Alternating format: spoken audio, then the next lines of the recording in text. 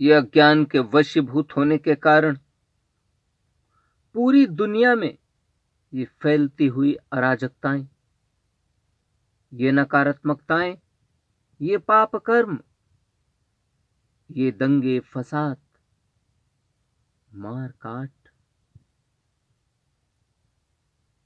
आतंकवाद, हिंसा, अशांति, दंभ, द्वेष, ईर्ष्या, अहंकार आदि की ये भावनाएं सब मानव सभ्यता के लिए बहुत बड़ी नुकसानदेह गतिविधियां हैं। कितनी बड़ी नुकसानदेह गतिविधियां हैं, ये सोचना मुश्किल है। और यदि इसी प्रकार से अज्ञान के वशीभूत होकर, अज्ञान के अंधियारे के तिमिर में उलझे रहकर इस प्रकार से नकारात्मकताओं में, पाप कर्मों में संलिप्त रहा जाएगा, तो जीवन का कल्याण कैसे निहित हो सकेगा? जीवन का कल्याण कैसे निर्धारित हो सकेगा?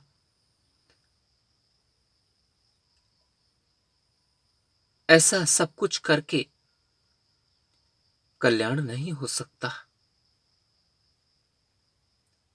कल्याण के लिए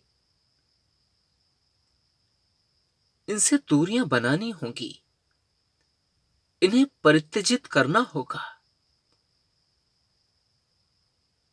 इनसे निषेध करना होगा। और यदि अंतर्मन में ज्ञान प्रस्फुटित हो जाए, आत्मज्ञान की प्राप्ति हो जाए, ज्ञान के चक्षुओं के सामने के धुंधलेपन के ये आवरण हट जाएं, ये जाले हट जाएं, अंधकार नष्ट हो जाए, तो ये सब स्पष्ट होने लगेगा। केवल दिखावे मात्र से कुछ नहीं होगा। दिखावे के द्वंद्व को समाप्त करके वास्तविकता में उतरना होगा। यह सब तभी संभव है। ये अशांति, ये हिंसा, ये पूरी दुनिया में फैलते हुए आतंकवाद के रूप, ये चोरियां, ये नकारात्मकताएं सब ज्ञान के माध्यम से समाप्त किए जा सकते हैं। और यदि ज्ञान के माध्यम से इन सभी का मर्दन कर दिया जाए, जो कि निश्चित रूप से ज्ञान से संभव है, तो एक अद्वितीय जीवन का रूप निखर कर सामने आएगा। अद्भुत रूप जीवन का निखर कर स्पष्ट हो जाएगा।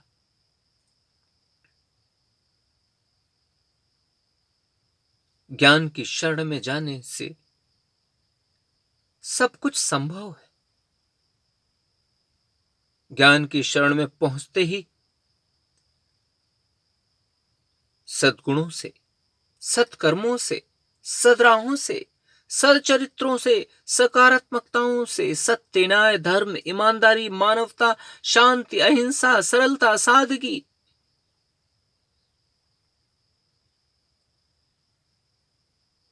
आदि से लगाव बढ़ने लगेगा, स्नेह बढ़ने लगेगा। और यदि यह स्नेह बढ़ जाए, यह लगाव इनसे बढ़ जाए, तो जीवन का कल्याण निहित हो जाएगा। जीवन सुखद हो जाएगा, जीवन अद्भुत हो जाएगा। मानव जीवन पाना सफल और सार्थक हो जाएगा। यह सब ज्ञान की शरण में पहुंचने से होगा। ज्ञान के उन स्रोतों की शरण में पहुंचना होगा, जिनका कई बार मैं उल्लेखित करके उनकी प्रस्तुति बतला चुका हूं। वे हैं वेद, वेदांत, उपनिषद, पुराण ग्रंथ, शास्त्र, विद्वतजन, संतजन। इनकी शरण में पहुंचकर इनसे ज्ञान को प्राप्त करके जीवन के चरम आनंद को और ब्रह्मानंद को पाया जा सकता है।